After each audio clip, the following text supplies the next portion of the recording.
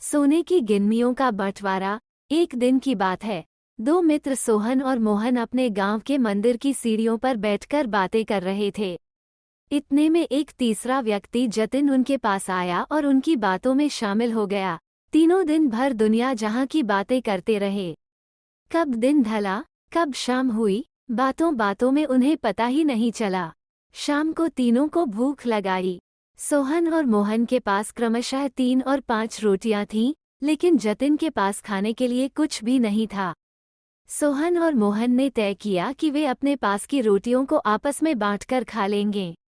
जतिन उनकी बात सुनकर प्रसन्न हो गया, लेकिन समस्या ये खड़ी हो गई है कि कुल 8 रोटियों को तीनों में बराबर बराबर कैसे बांटा जाए। सोहन इस समस्या का समाधान निकालते हुए बोला, हमारे पर कुल 8 रोटियां हैं।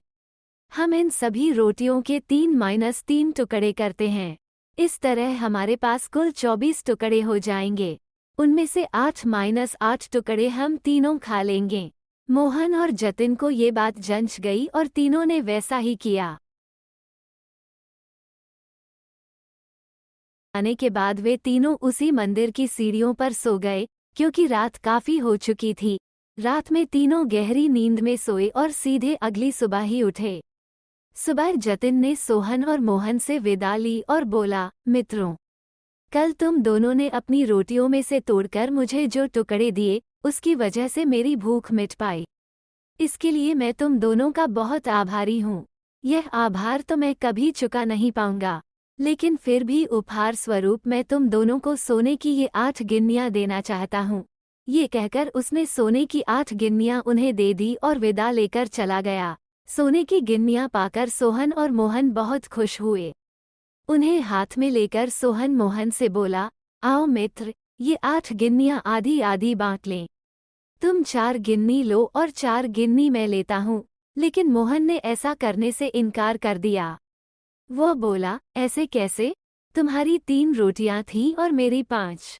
मेरी रोटियां ज्यादा थीं, इसलिए मुझे ज्यादा गिन्नियां मिलनी चाहिए। तुम 3 गिन्नी लो और मैं 5 लेता हूँ। इस बात पर दोनों में बहस छोड़ गई। बहस इतनी बड़ी कि मंदिर के पुजारी को बीच बचाव के लिए आना पड़ा। पर दोनों ने एक दिन पहले का किस्सा और सोने की गिन्नियों की बात पुजारी जी को बता दी। साथ ही उनसे निवेदन किया कि वे ही कोई निर्णय करें। वे जो भी निर्णय करेंगे, उन्हें स्वीकार होगा। यूं तो पुजारी जी को मोहन की बात ठीक लगी, लेकिन वे निर्णय में कोई गलती नहीं करना चाहते थे। इसलिए बोले, अभी तुम दोनों ये गिन्नियां मेरे पास छोड़ जाओ। आज मैं अच्छी तरह सोच विचार कर लेता हूँ। कल सुबह तुम लोग आना, मैं तुम्हें अपना अंतिम निर्णय बता दूंगा। सोहन और मोहन सोने की गिन्नियां पुजारी जी के पास छोड़कर चले गए। देर रात तक पुजारी जी गिन्नियों के बंटवारे के बारे में सोचते रहे, लेकिन किसी उचित निष्कर्ष पर नहीं पहुंच सके। सोचते सोचते उन्हें नींद आ गई और वे सो गए। नींद में उन्हें एक सपना आया। उस सपने में उन्हें भगवान दिखाई पड़े। सपने में उन्होंने भगवान से गिन्नियों के बंटवारे के बारे में पूछा, तो भगवान बोले, सोहन को 1 गिन्नी मिलनी चाहिए और मोहन को 7। ये सुनकर पुजारी जी हैरान रह गए और पूछ बैठे, ऐसा क्यों प्रभु? तब भगवान जी बोले, देखो, राम के पास 3 रोटियां थी, जिसके उसने 9 टुकड़े किए। टुकड़ों में से 8 टुकड़े उसने खुद खाए और 1 टुकड़ा जतिन को दिया। वही मोहन में अपनी 5 रोटियों के 15 टुकड़े किए और उनमें से 7 टुकड़े जतिन को देकर खुद 8 टुकड़े खाए।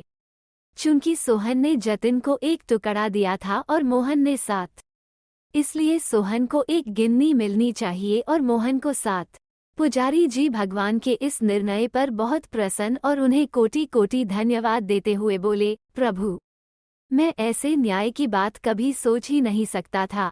अगले दिन जब सोहन और मोहन मंदिर आकर पुजारी जी से मिले, तो पुजारी जी ने उन्हें अपने सपने के बारे में बताते हुए अंतिम निर्णय सुना दिया और सोने की गिन्नियां बांट दी। इस कहानी से यह सीख मिलती है कि भगवान हमें जितना दिया है हमें उतने में ही खुश हो चाहिए, न कि लालच करना चाहिए।